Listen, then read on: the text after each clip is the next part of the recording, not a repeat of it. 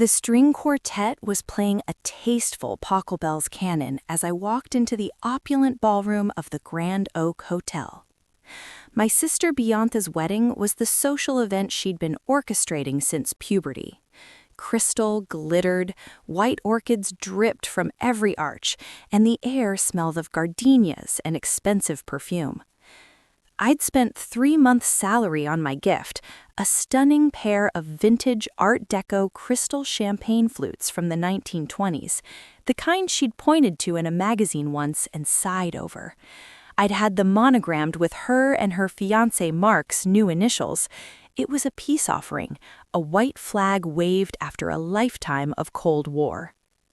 I navigated the crowd of tuxedos and silk, looking for the seating chart. I found it on a gilt easel near the entrance. My finger trailed down the elegant script. Abercrombie, Davenport, Vance. My name wasn't there. A flicker of anxiety sparked in my chest. I scanned again, slower. Nothing.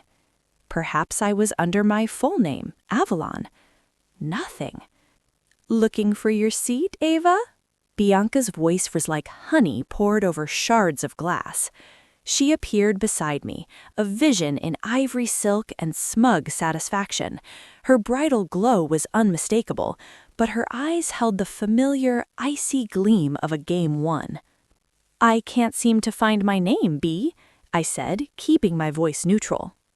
"Oh, how silly of me," she trilled, not sounding silly at all. She plucked a single, plain place card from the pocket of her designer jacket. It was the only one not calligraphed. It was typed. Ava, Table 22. She didn't hand it to me. She just held it up with a smile. "Follow me." Weaving through the laughing, champagne-clinking guests, she led me not to the heart of the ballroom, but out of it, through a side door into the hushed, carpeted hallway that led to the kitchens and restrooms. There, tucked between a potted palm and a large silver receptacle for empty bottles and discarded napkins, was a single, small, round table. 1 chair, a folded napkin. Table 22.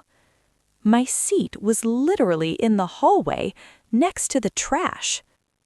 The music from the ballroom was muffled here.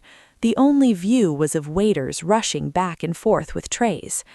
Bianca placed the card on the lonely table. She leaned in, her whisper fragrant with champagne.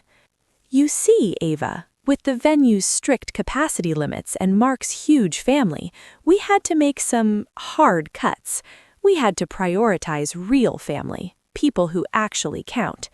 She smirked, a perfect, venomous curve of her lipsticked mouth. "Guess you don't." The words hung in the air, colder than the air conditioning.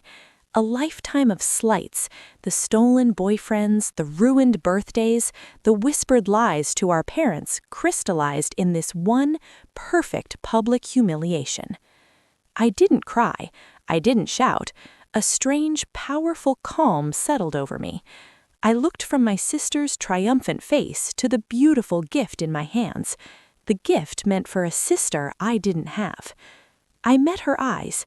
I gave a small, polite nod. Then I turned, and I walked. I didn't walk fast. I walked with purpose. My heels clicked a steady, deliberate rhythm on the marble floor, past the startled waiters, down the grand staircase, through the glittering lobby. I didn't look back. The cool evening air outside was a relief. The hotel's central courtyard featured a large, illuminated fountain, its water dancing under colored lights. I stood before it, the sounds of the wedding now a distant buzz. I looked at the exquisitely wrapped box in my hands. The pain was a sharp, clean thing, not the sting of the insult, but the grief for the relationship that had never existed. The hope I'd been carrying that this wedding might be a new start was finally too heavy to hold. I didn't throw the box in anger. I did it with ceremony. I peeled back the tape, opened the lid. The 2 crystal flutes glimmered under the courtyard lights, their monograms etched beautifully. I took them out, one in each hand. I held them up for a silent toast, to my naivety, to my final release. Then, one after the other, I dropped them into the deep, churning water of the fountain. They disappeared with 2 soft, final plunks. I pulled out my phone.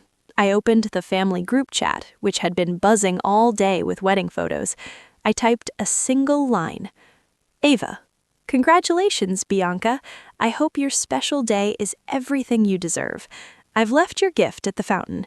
You can fish it out yourself. I attached a single photo, a close-up of the 2 place cards side by side on the marble edge of the fountain. The beautiful calligraphied one for Mr. and Mrs. Mark Sterling, and next to it, the stark typed one, Ava, table 22. I hit send. Then I turned my phone completely off. I got into my car and drove away, the sounds of celebration replaced by the quiet hum of the engine and the peaceful, expanding silence in my own heart. Back inside, the reception was hitting its stride. The toasts had begun. Bianca was glowing, basking in the adoration, her arm tightly locked around Mark's. It was their father, my stepfather Robert, who checked his phone first during a lull. He was a kind, oblivious man who always believed Bianca's version of events. He saw my message. His smile faded. He blinked, zoomed in on the photo, and the blood drained from his face. "Bianca," he said, his voice strained, interrupting a cousin's speech. "What is this?" He held out his phone. She took it, her smile still plastered on. Then she saw it. The 2 place cards, the undeniable evidence, the caption. Her perfect complexion went sheet white. The champagne flute in her hand began to tremble, clinking against her diamond bracelet. "Where is Ava?" my mother asked, her voice rising with alarm as she saw the photo over Bianca's shoulder. "Bianca, where did you seat your sister?" The room's attention was now fully on the head table. The cousin's toast died mid-sentence. It was a mistake," Bianca stammered, but the photo was damning. It was no mistake. It was a deliberate, typed exile. "You put her by the trash?" my mother whispered, horror dawning. "On her sister's wedding day." Then Bianca's eyes, scanning the room wildly, landed on the empty seat of honor where her great-aunt Muriel, the formidable, razor-sharp matriarch of Mark's family, was supposed to be sitting. Aunt Muriel, who controlled a significant portion of the family trust Mark stood to inherit, Aunt Muriel, who valued decorum and family loyalty above all else. Aunt Muriel was not at her seat. She had been seen, by several guests, quietly getting up and leaving the ballroom about 10 minutes prior, after they realized a waiter had discreetly delivered a message to her. Aunt Muriel had gone to the courtyard. She had seen the fountain, she had seen the place cards, and she had left the wedding entirely. The full, catastrophic consequence of her petty cruelty crashed down on Bianca. This wasn't just a sibling squabble. This was a social and financial disaster. She had been caught, exposed not as a graceful bride, but as a vicious, small-minded bully in front of the very people whose opinion mattered most. A low gasp went through the crowd as the story spread in hushed, urgent whispers. She seated her own sister in the hallway. The place card was next to the garbage. Aunt Muriel left? The perfect facade of the wedding shattered. Bianca's composure broke.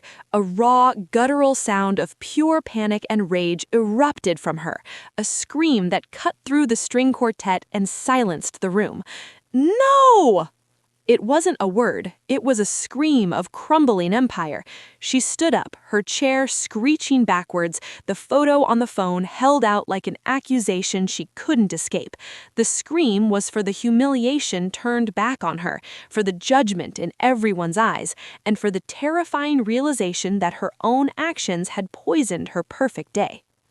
The last thing I heard about it from a friend who stayed was that the reception ended barely an hour later. The dance floor was empty, the atmosphere was frosty, and the beautiful monogrammed champagne flutes remained at the bottom of the fountain where the hotel staff found them the next morning. My phone stayed off for a week. When I finally turned it on, there were 47 missed calls and a river of texts, from apologies to accusations. I didn't respond to any of them. The only message I answered was from Aunt Muriel. It read, "Sometimes the most powerful exit is a silent one. Well done. Lunch next week?" I replied with one word, "Yes." And I knew as I put my phone down that I had finally left the hallway for good.